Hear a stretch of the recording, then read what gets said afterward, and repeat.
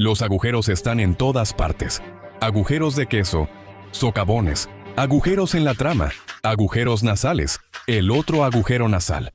Pero hay una familia específica de agujeros. A diferencia de los demás, los agujeros cósmicos, tenemos agujeros negros y agujeros blancos. Espera. Bueno, aparentemente ahora hay 3 de ellos, que de hecho no son agujeros en absoluto. En topología, un agujero es una característica de un espacio que impide que se reduzca continuamente a un punto.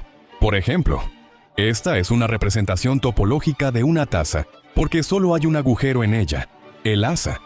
La parte donde se queda el líquido no es un agujero topológico. Estos son pantalones. Esta es una camisa y he aquí, calcetines topológicos. Y este es un humano topológico estresado. Y nada de eso tenía que ver con agujeros cósmicos. Pero espero que hayas apreciado los memes. Los agujeros negros son lo que obtienes cuando las cosas se comprimen más allá de su radio de Schwarzschild. Lo más común es que esas cosas sean el núcleo de las estrellas que explotaron en supernova. O si estamos hablando de agujeros negros supermasivos, lo más probable es que sean cantidades gigantescas de gas primordial. Los agujeros blancos, por otro lado, se forman cuando los matemáticos empiezan a esnifar las rayas de tiza que dibujan en los pizarrones como cálculos. Actualmente no tenemos ninguna razón para creer que existen, ni conocemos ningún mecanismo por el cual podrían llegar a existir. Pero puramente de manera hipotética, si existieran, actuarían como el inverso de un agujero negro, expulsando cosas y no dejando que nada llegue a su singularidad. Entonces, ¿dónde encajan los agujeros grises en todo esto? ¿Son el primo bipolar que fluctúa entre ser negro y blanco? ¿O tal vez gris? ¿Agujeros? Propuestos como entidades astrofísicas teóricas, se conceptualizan como regiones del espacio-tiempo, caracterizados por un pozo gravitacional ambiguo donde la materia no es completamente asimilada ni radiada, lo que lleva a un equilibrio esquivo entre la entropía dimensional y las dinámicas de filtración cósmica. Me alegra que lo preguntes. Vamos a crear un espectro descendente de densidades para lo que podría sucederle a las estrellas después de que mueren. Empezamos con las enanas blancas. Eso es lo que le espera al núcleo de nuestro Sol en 5.000 millones de años. Lo que las mantiene unidas ya no es la fusión nuclear, sino el efecto cuántico conocido como electrones, que realmente disfrutan de su espacio privado a una densidad aproximadamente 100 millones de veces mayor. Tenemos las estrellas de neutrones, en las que los neutrones empiezan a actuar repentinamente, entran en degeneración y evitan que el núcleo colapse, dejándonos con una esfera de 10 kilómetros con una masa 2 veces la de nuestro Sol. Si aumentamos la densidad unas 100 veces más, obtenemos las estrellas electrodébiles, que son restos hipotéticos de 5 kilómetros, cuyo núcleo alcanza la escala de temperatura electrodébil. Ese calor absurdamente intenso desencadena reacciones locas que liberan energía y partículas, y esas se oponen como la última barrera contra el colapso gravitacional. Y si seguimos agregando masa, se alcanza el límite crítico y el propio espacio-tiempo colapsa, y terminamos con un agujero negro, con una singularidad infinitamente densa en su núcleo. Pero hay algo que hemos pasado por alto. Si aumentamos la densidad de las estrellas electrodébiles 1 millón de veces más, existe un mecanismo hipotético en el que podríamos terminar con casi un agujero negro, pero no del todo. En cambio, los científicos lo llamaron un agujero gris.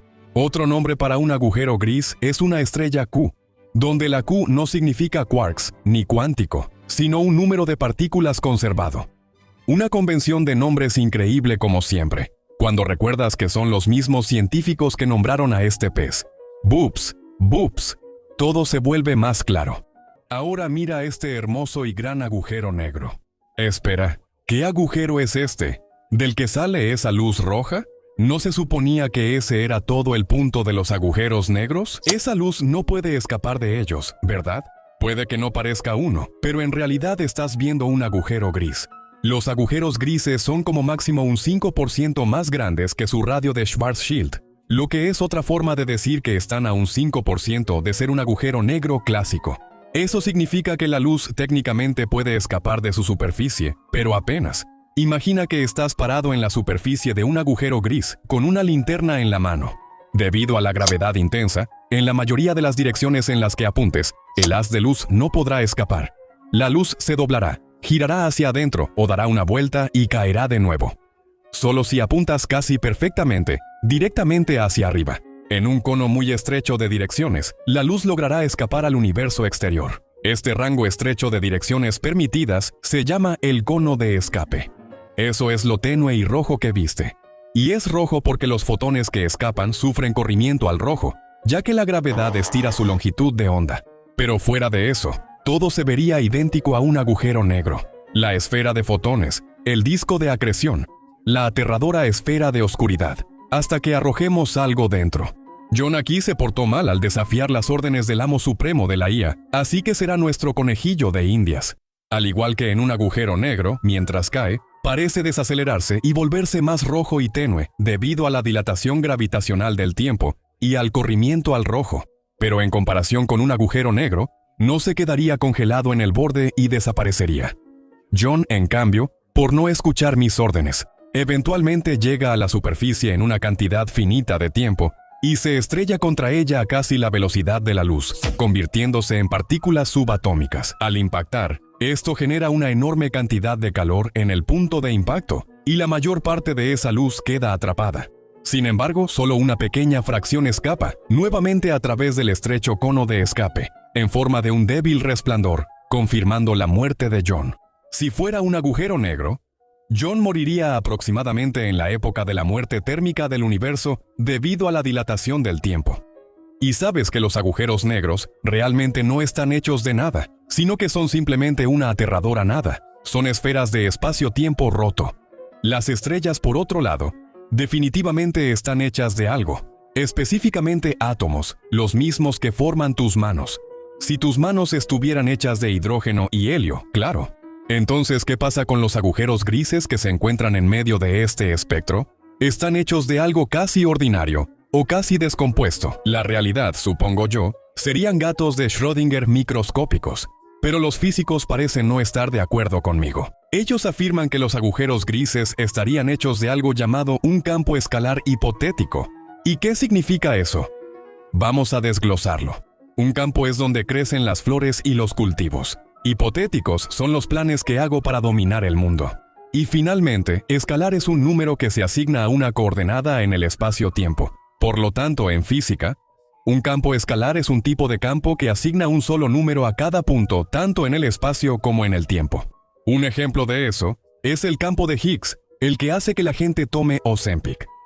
Su campo escalar es como un océano, y cada bosón de Higgs es como una ondulación o una ola.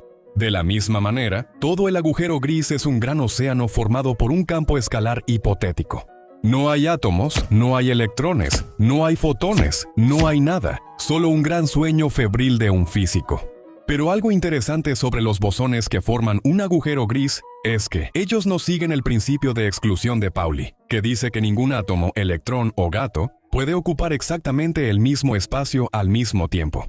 Pero no hay un límite de la mecánica cuántica para cuántos bosones puedes meter en un espacio diminuto. Eso significa que la densidad de un agujero gris puede ser absurdamente alta, cerca o incluso superando la densidad nuclear, y también que su radio puede estar apenas por encima del radio de Schwarzschild, sin formar un horizonte de eventos. Increíble. ¿Y cuál es el proceso que convierte los átomos ordinarios en un campo escalar durante el colapso de una estrella en un agujero gris? Sobre eso, no tenemos ninguna indicación de que existan tales procesos, incluso si existieran. Para que se formen agujeros grises, la estrella tendría que colapsar de una manera perfecta, a una velocidad perfecta, un poco demasiado rápido. Agujero negro un poco no uniforme. Agujero negro, Mercurio retrógrado, lo creas o no.